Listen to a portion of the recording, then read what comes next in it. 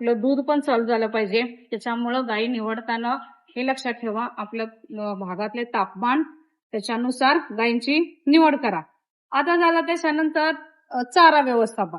तर चारा व्यवस्थापन बघा की कसं करायचं पहिला, कारण की तुम्हाला सुका चाराचं स्टोरेज आणि आपला जो ओला चारा असणार आहे, सुका चारा असणार आहे, मुरघास असणार आहे, जो आपण TMR करणार मिक्सिंग चारा तुम्हाला द्यावा लागणार आहे.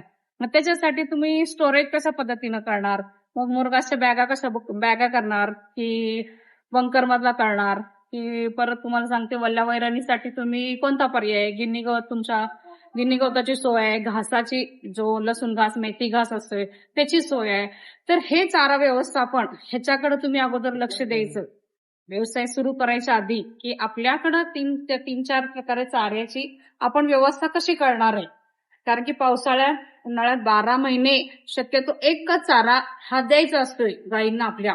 सतत चारा बदलल्यामुळे सुद्धा दुधावर परिणाम होतोय, त्यांच्या शरीरावर परिणाम होतोय आणि आहारात बदल केला की तुम्हाला माहितीये मग पातळ शेण, पोटफुगी असे सगळे गाय आजारी पडते.